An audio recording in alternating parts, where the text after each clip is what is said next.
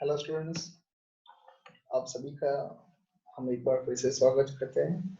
We welcome all of you in today's lectures. Standard 12th science, subject physics, name of chapter electric charge and electric field. This is the second lectures of this chapter. Okay, myself Professor JB Jani from SK Education Hub, Sidhpur 9427729500.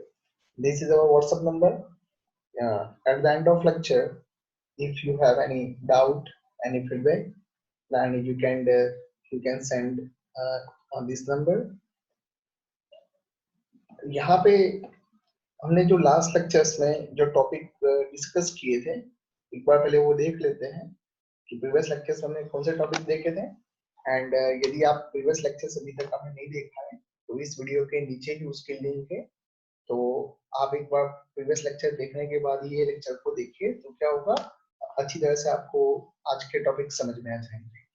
So in the previous lectures we discussed about the introduction of the chapter. Then after introductions regarding electric charge, types of body in the terms of charge, concept of exchange of charge, fifth one quantization of charge. तो ये जो 5 point थे वो हमने पहले पढ़े थे. पहला था इंट्रोडक्शन, उसके बाद इलेक्ट्रिक चार्ज का बेसिक इंफॉर्मेशन लिया था हमने. Types of body in the terms of charge, यहाँ पे पढ़े थे पॉजिटिव चार्ज, न्यूट्रल बॉडी और negative charge. Concept of exchange of charge में पढ़े थे कि जो बॉडी इलेक्ट्रॉन दे देती है वो पॉजिटिव बनती है and the body that receive the electrons ये नेगेटिव. एंड क्वांटाइजेशन में पढ़े थे Q is equal to N. So for the today's lectures, what we say that a specific objective of these lectures are to be discussed. First one is a charge conservation law. तो आज का जो lecture है उसमें पहला point है charge conservation law है. Second point is a charging by induction, ठीक है. And third is a Coulomb's law. So these are main topics that we have covered in today's lecture. First one is a charge conservation law, second is a charging by induction, and third is a Coulomb's law. So let me start with the charge conservation law. Here we can say that a charge conservation law, and we all know, or we can say we studied in the 11th science. Charge conservation law is one of the fundamental law in the universe. Okay, जो हमारे पास जो charge हम बोलते हैं ना कि fundamental loss है, उसमें से चार्ज कंजर्वेशन लॉ एक माना जाता है. सबसे इंटरेस्टिंग बात आपको बताता हूँ बेटा कि जो चार्ज कंजर्वेशन लॉ है उसके पीछे का लॉजिक आज तक हमें पता नहीं चला. जैसे कि एनर्जी कंजर्वेशन लॉ के पीछे का लॉजिक पता है कि एनर्जी एक में से दूसरे फॉर्म में कन्वर्ट होती है, बट चार्ज कंजर्वेशन लॉ के पीछे का क्या लॉजिक है, still it is unknown. Okay, वो किसी को पता नहीं चला है. सो इसलिए ये मुझे सबसे ज्यादा पसंद है. तो यहाँ पे थोड़ा बात करते हैं कि कंजर्वेशन का मीनिंग क्या होता है. कंजर्वेशन का मीनिंग होता है जब कभी भी कोई चीज या कोई फिजिकल क्वांटिटी टाइम के साथ कांस्टेंट रहती है, उसमें कोई बदलाव आता नहीं है, तो उसको हम बोलते हैं कंजर्वेशन बोलते हैं. तो यहाँ पे क्या है, चार्ज कंजर्वेशन. उसका मीनिंग हुआ कि charge is remain constant with respect to time. Time में यदि बदलाव होता है तो भी चार्ज की जो क्वांटिटी है उसमें बदलाव नहीं होगा. तो इसको हम एक लेवल पे ऐसे भी बोल सकते हैं ना कि जब यूनिवर्स बना होगा उस टाइम से लेके अभी तक नेचर में चार्ज क्या है, कांस्टेंट है. यानी कि जिस दिन यूनिवर्स बना है उस टाइम पे जितना चार्ज होगा, मान लो कि 1 मिलियन चार्ज है, तो उतना चार्ज आज के दिन में होना चाहिए. This is called the charge conservation law. तो इसका जो स्टेटमेंट है the algebraic sum of electric charge in an electrically isolated system always remain constant irrespective of any process taking place. उसने क्या बोला कि the algebraic sum of electric charge था ना, कि भाई इलेक्ट्रिक चार्ज क्या होता है, उसका जो होता है ना कि अलग अलग सिस्टम से तो सभी का यदि समीशन करते हैं तो algebraic sum of electric charge is remain constant irrespective of any process taking place. मान लो कि दो सिस्टम के बीच में कोई भी प्रोसेस हो रही है ना, है ना, दो बॉडी के बीच में कोई भी प्रोसेस होती है तो दोनों का चार्ज क्या होता है, कांस्टेंट होता है, चाहे उसमें कोई भी इलेक्ट्रिकली प्रोसेस होगी. बट कंडीशन क्या है वहां पे, the basic condition is a electrically isolated system. यानी कि सिस्टम इलेक्ट्रिकली आइसोलेटेड का मीनिंग क्या होता है तो उसको देखो यहाँ पे लिखते हैं an electrically isolated system means charge can neither enter from outside not escape from inside. यानी कि क्या है कि हमने एक सिस्टम सपोज एज्यूम की कि भाई ये जो सिस्टम है वो है इलेक्ट्रिकली आइसोलेटेड, यानी कि उस सिस्टम में से कोई भी चार्ज बाहर नहीं जा सकता और ना ही बाहर से कोई चार्ज अंदर आ सकता है। हालांकि यहाँ पे मैंने एक चीज लिखी है, यदि कोई चार्जलेस बॉडी है ना, so any chargeless thing can enter और लीव सच ए सिस्टम। तो कोई ऐसी बॉडी आ सकती है जिसके पास कोई चार्ज नहीं है, बट यदि उस बॉडी में चार्ज है तो वो बॉडी सिस्टम के अंदर भी नहीं जा सकती, ना ही सिस्टम के बाहर निकल सकती है। तो ऐसे सिस्टम को क्या बोलते हैं? इलेक्ट्रिकली आइसोलेटेड सिस्टम बोलते हैं। सो स्टेटमेंट क्या है? The algebraic sum of electric charge in an electrically isolated system always remain constant irrespective of any process taking place. So this is the explanation यहाँ पे मैंने बताया आपको। Now हम एक एग्जांपल लेते हैं। Let we have one glass rod, है ना, एक कांच है हमारे पास, कांच का यहाँ पे रॉड है and we have one silk cloth। हम यहाँ पे देखें तो ग्लास के ऊपर इनिशियली कोई चार्ज नहीं है, ठीक है, और सिल्क के ऊपर भी कोई चार्ज नहीं है। हम इन दोनों को एक सिस्टम मान लेते हैं ना, ग्लास और सिल्क दोनों मिलके एक सिस्टम बनाते हैं। तो दोनों के ऊपर चार्ज कितना है? 0 0। तो सीधी बात है कि अभी इन दोनों के बीच में यदि कोई भी प्रोसेस होती है ना, if any process taking place between the glass and the silk, तो क्या होना चाहिए भाई? प्रोसेस भले ही हो but the final charge is always be a zero। ये इनिशियली कितना था? 0 था, तो वही का वही रहना चाहिए। तो यहाँ पे हम बात करते हैं कि before rubbing the initial charge on glass rod is 0 and initial charge C पे भी कितना है? 0 है। अभी बेटा ऐसा देखा गया है कि ग्लास रॉड को जब हम ग्लास रॉड को सिल्क के साथ जब घिसा जाता है ना, उसको रब किया जाता है, तो उस टाइम पे ग्लास रॉड बन जाता है पॉजिटिव। हाँ, ये क्या बन जाता है? पॉजिटिव बन जाता है। एंड सिल्क क्या बन जाता है? नेगेटिव बन जाता है। ठीक है, तो एक कितना तो ग्लास कितना पॉजिटिव बनेगा? जितना सिल्क नेगेटिव बना है। अच्छा, तो यहाँ पे आप मुझे मैं आपको एक सवाल पूछता हूँ, सिल्क बना नेगेटिव, हाँ, और ग्लास क्या बना है? पॉजिटिव बना है, तो इलेक्ट्रॉन कहाँ से कहाँ गए होंगे? ओके, तो हमने ऐसा सीखा था, जो इलेक्ट्रॉन लेता है वो नेगेटिव बन जाता है और जो इलेक्ट्रॉन देता है वो पॉजिटिव बनता है। तो यहाँ पे पॉजिटिव कौन बना है? ग्लास। तो इलेक्ट्रॉन्स कहाँ से कहाँ गए होंगे? Electrons move from the, or we can say that electron transferred from the glass to the silk, है ना। एक कांच का जो रॉड था उसमें से सिल्क में इलेक्ट्रॉन गए होंगे एंड इसलिए सिल्क क्या बना? नेगेटिव बना, और ग्लास क्या बना बेटा? पॉजिटिव बना। तो इनिशियली दोनों का सम कितना था? 0 था। सो जब दोनों के मान लो कि कोई प्रोसेस हुई, तो प्रोसेस के बाद कोई ऐसा बोलता है कि ग्लास बनाए +5e जितना पॉजिटिव, कितना बना? +5e। तो सिल्क कितना होगा? -5e, क्योंकि सम तो क्या आना चाहिए? 0 ही आना चाहिए। So this is only basic example to explain the charge conservation law. Let me move with another examples. मैं आपको एक और यहाँ पे एग्जांपल बताता हूँ जिसके बदौलत आप बहुत ही अच्छी तरह से समझ लेंगे। Now we have one body, है ना, हमारे पास एक बॉडी है and this body is a chargeless. Body में कोई चार्ज नहीं है, तो उसका मीनिंग क्या कि भाई न्यूट्रल बॉडी है। तो न्यूट्रल बॉडी किसको बोलते हैं? जितने उसमें इलेक्ट्रॉन है उतने ही उसमें क्या होने चाहिए? प्रोटॉन्स होने चाहिए। ओके, तो यहाँ पे बॉडी है, यहाँ पे बॉडी भी है। नाउ मैंने यहाँ पे बात की, चलिए यहाँ पे बात करता हूँ कि सिस्टम को थोड़ा मैंने एग्जांपल रख लिया कि बॉडी ए के अंदर 8 प्रोटॉन्स है ना, there are 8 protons and 10 electrons. Okay, and so we can say that the initial charge of body A, तो बॉडी ए का इनिशियल चार्ज कितना होगा? +8e प्लस यहाँ पे क्या आएगा? -10e। So your answer is -2e। तो बॉडी ए के ऊपर नेगेटिव चार्ज है, बट आप देख सकते हो इलेक्ट्रॉन ज्यादा है तो नेगेटिव चार्ज होना ही चाहिए, तो negative charge. On a same manner, if we focus on the body B, so in the body B, there is 7 protons and 2 electrons. So initial charge of body B is +7e and -2e, यानी कि charge of proton plus charge of electron. So your answer is a +5. तो इन दोनों को, body और body B को मिला के मैं एक सिस्टम सोचता हूँ, ठीक है। तो इनिशियल चार्ज कितना होगा? तो initial charge of body A plus initial charge of body B.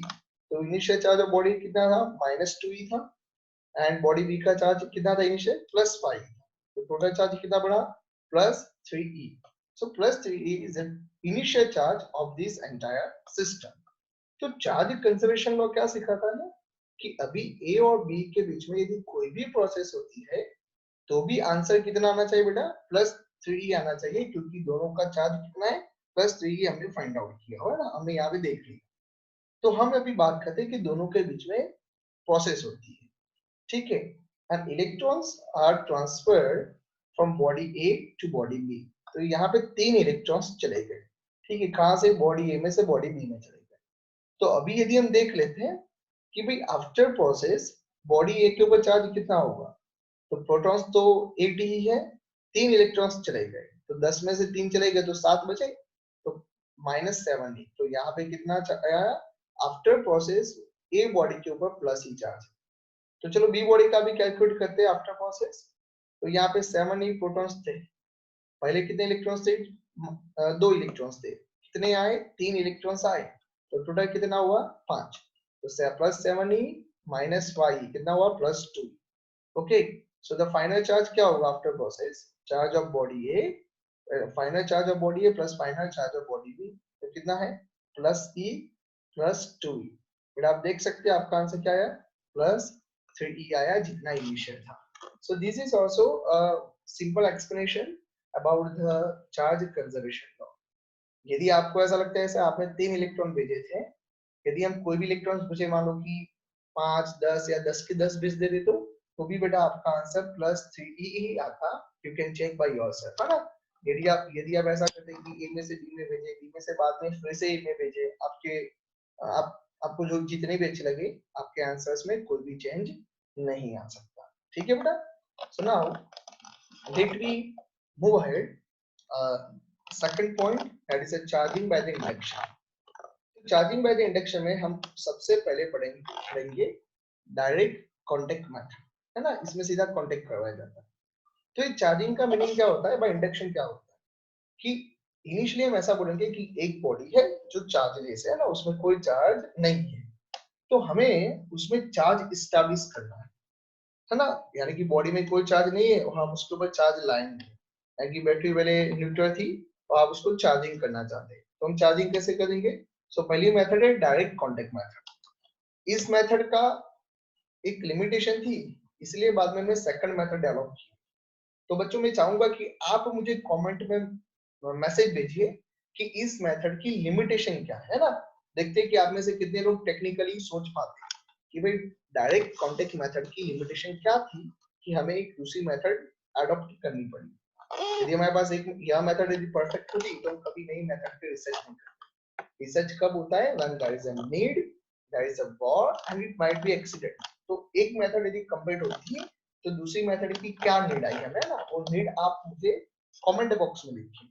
And आप हमारे चैनल को सब्सक्राइब भी कीजिए, हम भी आपको बताएंगे कि भाई जो ऐसे क्वेश्चंस है जिसमें प्योर लॉजिक यूज किया हुआ है, ऐसे स्पेशली हम वीडियो बना के आपको देंगे, हम इसे यहाँ पे अपलोड कर देंगे। तो चलिए मेथड को अच्छी तरह से समझिए, तो आप कमेंट में लिख पाए। हमारे पास एक बॉडी है एंड ये बॉडी में आप देख सकते हैं कि हम यहाँ पे बोले कि बॉडी है, यहाँ पे बॉडी भी है। ओके, सो इनिशियली बॉडी ए के ऊपर कितना चार्ज है, +q जितना चार्ज है। तो ए बॉडी के अंदर चार्ज है, बट बॉडी बी में कोई भी चार्ज नहीं है। तो बॉडी बी में यदि कोई चार्ज नहीं है, उसका मतलब क्या होगा कि इनिशियल चार्ज इज 0। ओके, अभी प्रोसेस बहुत ही सिंपल है कि और जो दो स्ट्रैंड है वो क्या है, इंसुलेटेड स्ट्रैंड है। तो चार्ज यहाँ से भाग में जाए ना, सो दिस जो यहाँ पे जो स्ट्रैंड कैसे इंसुलेटेड है। On a body A there is a charge +q and on body B there is a no charge, कोई चार्ज नहीं। नाउ दोनों को एक रॉड के साथ कनेक्ट किया जाता है ना, रॉड के थ्रू कनेक्ट किया जाता है। तो कनेक्ट करने से क्या हुआ कि इलेक्ट्रॉन्स ट्रांसफर्ड हुए, है ना, इलेक्ट्रॉन्स ट्रांसफर्ड होते हैं। देखिए अब यहाँ पे क्या हुआ, इलेक्ट्रॉन्स ट्रांसफर्ड हो गए बॉडी बी में से बॉडी ए। बेटा याद रखना बॉडी बी में चार्ज नहीं था, उसका मतलब ये नहीं थे इलेक्ट्रॉन्स और प्रोटॉन्स नहीं थे, वो तो थे ही वहां पे, बट दोनों इक्वल थे ना। तो यहाँ से इलेक्ट्रॉन भाग के कहाँ चले गए, बॉडी ए में चले गए। तो क्या होता है कि इलेक्ट्रॉन चले गए तो दोनों का चार्ज आधा आधा हो जाता है ना। तो इस बॉडी के पास क्या था, चार्ज Q था, पहली बॉडी में चार्ज 0 था। तो जब दोनों के बीच में दोस्ती करवा दी ना, तो दोनों ने चार्ज आधा आधा किया। ये बेटा ऐसी बात हुई कि आपके पास मान लो कि 10 चॉकलेट है, आपके दोस्त के पास कोई भी चॉकलेट नहीं, लेकिन जब आप दोनों मिले तो आप लोगों ने चॉकलेट आधी आधी डिस्ट्रीब्यूट कर दी। तो आपके दोस्त के पास पहले कोई चॉकलेट नहीं थी, लेकिन अभी उसको चॉकलेट मिल चुकी है। तो बॉडी ए में पहले चार्ज Q जितना था, तो बॉडी ए ने अपना आधा चार्ज बॉडी बी को ट्रांसफर किया। तो यहाँ पे पॉजिटिव कौन बना है कि बॉडी बी में पहले कोई चार्ज है तो वो पॉजिटिव है ना, तो इलेक्ट्रॉन्स बॉडी बी में से बॉडी ए में जाते हैं। तो इसको बोला जाता है डायरेक्ट कांटेक्ट मेथड। अभी इस मेथड में एक लिमिटेशन है, टेक्निकली यदि हम देखते हैं तो ये मेथड प्रैक्टिकली फिजिबल नहीं है। क्यों नहीं है वो आप मुझे कमेंट बॉक्स में बताइए, ठीक है। सो ये हमारी पहली मेथड थी, direct contact method. Second method is a very much important and that is method number 2, non contact method. पहली मेथड में हमने देखा कि दोनों बॉडी को रॉड के थ्रू, कंडक्टिंग मटेरियल के थ्रू कांटेक्ट में लाया जाता था। हालांकि इस मेथड में किसी को कांटेक्ट में लाया नहीं जाएगा। तो यहाँ पे एक बॉडी है, हम बोलते हैं कि इंसुलेटेड स्टैंड है, मेटालिक स्फीयर यहाँ पे है ना, आइसोलेटेड मेटल स्फीयर। आइसोलेटेड का मीनिंग क्या है कि कोई बाहर से अंदर नहीं जा सकता, अंदर से चार्ज अपने हिसाब से बाहर नहीं निकल सकता, and this is a insulated stand. We can say that initially यहाँ पे कोई चार्ज नहीं था, यानी कि जितने प्रोटॉन्स है उतने इलेक्ट्रॉन्स है। देखो यहाँ पे इन दिस बॉडी है there is a 4 protons and 4 electrons. अभी इस यहाँ पे क्या किया जाता है, मैं देखो यहाँ पे 5 स्टेप है, तो हर एक स्टेप यहाँ पे दिखाता हूँ कि भाई इसके नजदीक में एक, ये जो है ना वो सिस्टम थी, इसके नजदीक में एक प्लास्टिक का रॉड लाया जाता है। तो प्लास्टिक का रॉड कैसा होता है, नेगेटिव चार्ज होता है पहले से। प्लास्टिक के रॉड को जब हम वुल के ऊपर घिसते हैं ना, when we are rubbing the plastic rod with the wool, so plastic rod become a negative। तो ये नेगेटिव रॉड जब हम इस स्फीयर के नजदीक लाते हैं तो नेगेटिव पॉजिटिव अट्रैक्शन होता है, तो सभी प्रोटॉन्स स्फीयर के एक साइड चले जाते हैं एंड सभी इलेक्ट्रॉन कहाँ चले जाएंगे, स्फीयर के ऑपोजिट साइड में। Because of electron electron repulsive होने वाले, और इलेक्ट्रॉन्स प्रोटॉन्स अट्रैक्शन फोर्स के हिसाब से स्फीयर के एक साइड पे आ जाएंगे, ठीक है। तो ये हो गया पहला स्टेप, है ना। उसके बाद क्या किया जाता है, अर्थिंग कनेक्शन किया जाता है ना। तो यहाँ पे जब अर्थिंग दिया जाएगा, so earth is a great conductor. Earth बहुत ही अच्छी कंडक्टर है, यानी कि वो सभी इलेक्ट्रॉन को अपनी बॉडी में खींच देती है। तो इस बॉडी में से जितने भी इलेक्ट्रॉन्स थे वो सभी इलेक्ट्रॉन ट्रांसफर होके कहाँ चले जाएंगे, अर्थ के अंदर चले जाएंगे, ठीक है। सो अर्थिंग यहाँ पे कनेक्ट किया जाता है। उसके बाद क्या किया जाएगा, अर्थिंग को आप छोड़ देंगे, तो अर्थिंग को छोड़ दिया तो सब इलेक्ट्रॉन को नीचे चले गए, तो अभी बॉडी के अंदर क्या बचा, सिर्फ प्रोटॉन्स बचे हुए। नाउ आप ये जो प्लास्टिक रॉड था उसको आप क्या कीजिए, हटा दीजिए। देखिए मैंने सिंबल दिखा ना, आप जैसे था वैसे कैसे पोजीशन में ला दीजिए। तो क्या हो गया कि बॉडी के ऊपर सिर्फ पॉजिटिव चार्ज हो गया। तो इनिशियली बॉडी के ऊपर कोई चार्ज नहीं था, इलेक्ट्रॉन्स और प्रोटॉन्स दोनों थे। तो हमने क्या किया, प्रोसेस के थ्रू इलेक्ट्रॉन को जमीन के अंदर ट्रांसफर किया, तो बॉडी के ऊपर सिर्फ पॉजिटिव चार्ज बचा। And this is called the non contact method, and by using this method we can charge the body, we can charge the sphere here, ठीक है। तो ये हमारी एक दूसरी मेथड है। तो this is a non contact method, ये भी इंपॉर्टेंट है। हालांकि जो एग्जांपल्स है वो पहली मेथड के थ्रू आएंगे, कांटेक्ट मेथड में, कि दो बॉडी के बीच में, दो बॉडी को आप तो कनेक्ट करते तो चार्ज कितना हो जाता है, इक्वली डिस्ट्रीब्यूट हो जाता है, ठीक है। एक के पास यदि 5 कूलम है, यहाँ पे बेटा एक बार देखिए, यहाँ पे आपको एक चीज बताता हूँ इंटरेस्टिंग है। यहाँ पे सपोज Q था तो Q/2 है ना।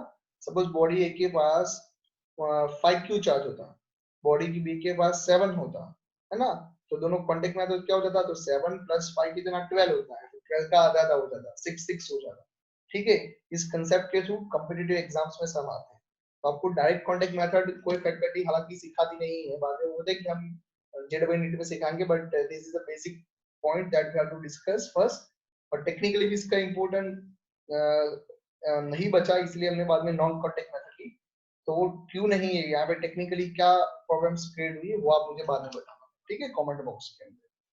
नाउ हमने नॉन कांटेक्ट मेथड पढ़ा, तो यहाँ पे एक स्फीयर था, उसके साथ में रिप्रेजेंट करते तो प्लास्टिक रॉड लाया गया, तो और नेगेटिव चार्ज था, जब प्रोटॉन्स को एक साइड खींच लिया, इलेक्ट्रॉन सेकंड सरफेस के ऊपर चले गए ना, बाद में अर्थिंग कनेक्ट किया, अर्थिंग की वजह से सब इलेक्ट्रॉन्स जमीन के अंदर चले गए।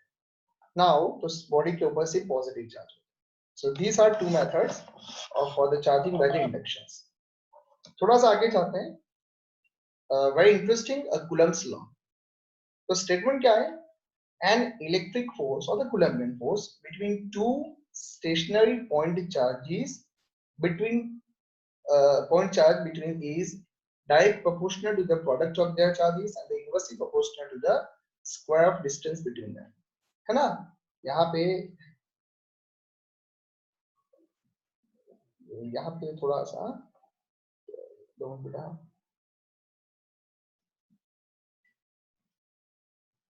ये है ना, थोड़ा सा इसको निकालना है, इसको थोड़ा लिखने नहीं आता यहाँ पे, ओके। हाँ, so the electric force between two stationary point charge, दो पॉइंट चार्ज के बीच में जो इलेक्ट्रिक फोर्स लगता है वो क्या होता है, is proportional to the product of their charges. दोनों का प्रोडक्ट होता है ना, उसके दोनों चार्ज के प्रोडक्ट के प्रोपोर्शनल है, and inversely proportional to the square of distance between them. Mathematically समझाते हैं इसको, और फिगर के थ्रू भी देख लेते हैं। यहाँ पे दो point charge, charge Q1 and charge Q2, the distance between this two point charge is r। तो यहाँ पे as per the Coulomb's law, F is proportional to product of the charges Q1 Q2 and inversely proportional to the square of distance, so r square. So F proportional Q1 Q2 divided by r square. If we remove the proportionality, we can get that K is equal to Q1 Q2 by r square. Here we mention the small k, यहाँ पे ध्यान से देखना है small k है, आगे जाके capital K भी आएगा, तो small इसको इक्वेशन में A बोलते हैं, and small k is a Coulomb's constant. तो बेटा हमने क्या बोला, F proportional to Q1 Q2 divided by r square. So F is equal to K Q1 Q2 divided by r square, where K is a Coulomb's constant, जिसकी value कितनी है 8.9875 into 10⁹ newton metre square per coulomb square. एक K की value है जो आपको याद रखनी है, अप्रोक्सीमेट इसकी वैल्यू 9 लिख जाती है, approximate the value is 9 into 10⁹ newton metre square per coulomb square. हालांकि ये SI वैल्यू है, एंड वैल्यू वैक्यूम के अंदर, वैक्यूम यानी कि फ्री स्पेस, जब फ्री स्पेस होता है तब एक K की वैल्यू है, अलग अलग मीडियम में K की वैल्यू क्या हो जाती है, चेंज हो जाती है, ठीक है। नाउ CGS यूनिट में वैल्यू क्या है, SI में कितनी है 9 into 10⁹, बट CGS में K की वैल्यू कितनी है 1 जितनी होती है, ठीक है। अभी मैं आपको एक सवाल पूछता हूँ कि भाई ये दोनों चार्ज मान लो कि स्पेस के अंदर है, बहुत ही अच्छी तरह से बेटा समझना, दोनों चार्ज स्पेस के अंदर थे, दोनों के बीच में कोई डिस्टेंस r जितना था, और दोनों के बीच में मान लो कि 100 न्यूटन का फोर्स लगता है, ठीक है। अभी मान लो कि यही दोनों चार्ज को मैं अर्थ की सरफेस पे लेके आ जाऊं और इतने डिस्टेंस पे हो, तो क्या 100 न्यूटन लगेगा, आप बोलेंगे नहीं सर वो तो चेंज हो जाएगा। तो यहाँ पे चेंज क्या हुआ, Q1 Q2 तो सेम है, डिस्टेंस r भी जितना स्पेस में था उतना ही अर्थ में था, तो हम जो यहाँ पे K बोलते हैं कूलम्स कांस्टेंट, वो हकीकत में कांस्टेंट नहीं है। The value of K is a depend on the medium, कि आप कौन से मीडियम ना उसके ऊपर डिपेंड करता है, इसलिए जो K है ना, K की value, this is not universal equation, यहाँ पे K की वैल्यू आप नहीं बोल सकते कि हर जगह पे 9 into 10⁹ है, वो सिर्फ वैक्यूम के अंदर है। जब हम अर्थ के सरफेस पे आएंगे तो ये फोर्स की वैल्यू कम हो जाएगी, सबसे ज्यादा फोर्स कहाँ लगता है, वैक्यूम में लगता है। चलो उसको तो अभी समझेंगे, लेकिन एक और क्वेश्चन समझते हैं यहाँ पे कि dimensional formula of the K, है ना, कि भाई ये जो K का डायमेंशनल फॉर्मूला क्या होता है, तो K को जब हम सब्जेक्ट बना दे तो r स्क्वायर F के साथ मल्टीप्लाई हो जाएगा, Q1 Q2 नीचे चला जाएगा, तो F का क्या होता है ma, तो m1 L1 T-2, r माने कि डिस्टेंस है, तो L2 Q1 Q2 चार्ज है, तो चार्ज का क्या होता है A1 T1, और दो बार है ना Q1 Q2 दोनों चार्ज है, तो मैंने 2 लिखा। सो एग्जाम में एक बार पूछा गया था कि dimensional formula of the Coulomb's constant is m1 L3 T-4 A-2, जो आपको बेटा याद रखना है, एंड आप ऐसे फाइंड आउट भी कर सकते हैं। अभी जो मैंने आपको बताया था कि K की वैल्यू तो भाई स्पेस के अंदर वैक्यूम में इतनी होती है, जमीन पे आ जाता है तो वो चेंज हो जाता है, क्योंकि आपने देखा फोर्स चेंज ही हो जाएगा ना, लॉजिकल बात है।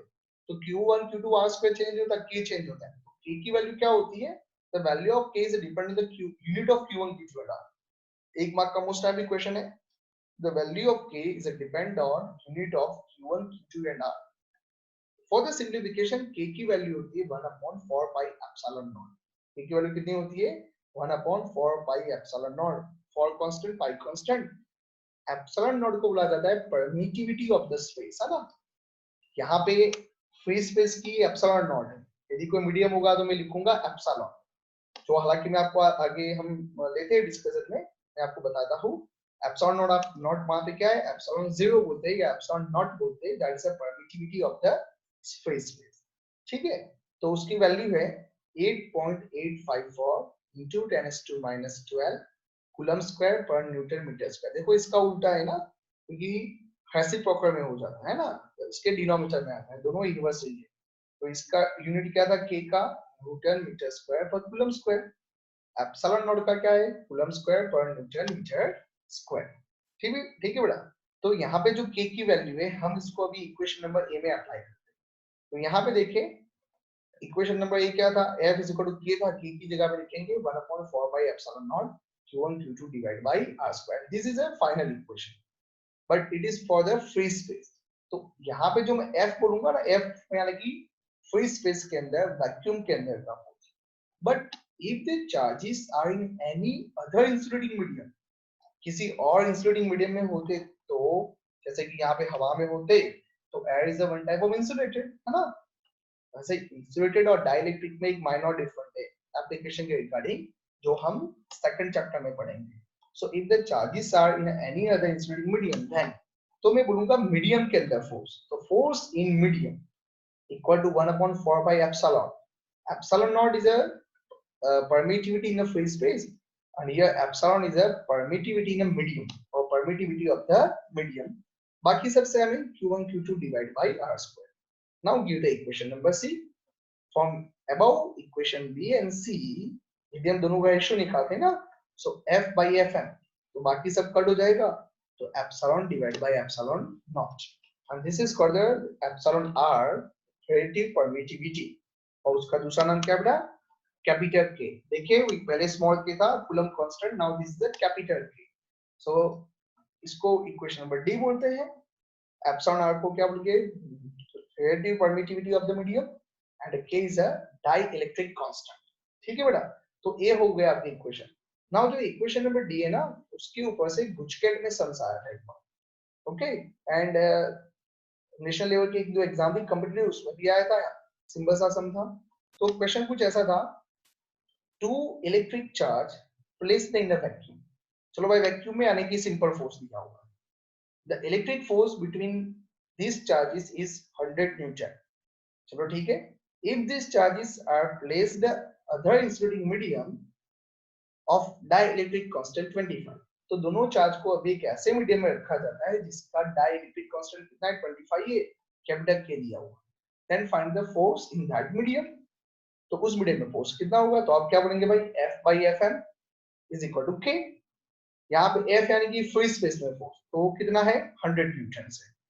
Fm मीडियम में फोर्स हमें फाइंड आउट करना है, K हमें दिया हुआ है। सो देखिए कितना सिंपल था, Fm is equal to 4 Newton. तो ऐसा जो क्वेश्चन था ना, तो बच्चे एक बार मींस बच्चे ऐसा बोलने लगे कि सर कोई चार्ज नहीं दिया, कोई डिस्टेंस नहीं दिया, हम कैसे निकालें?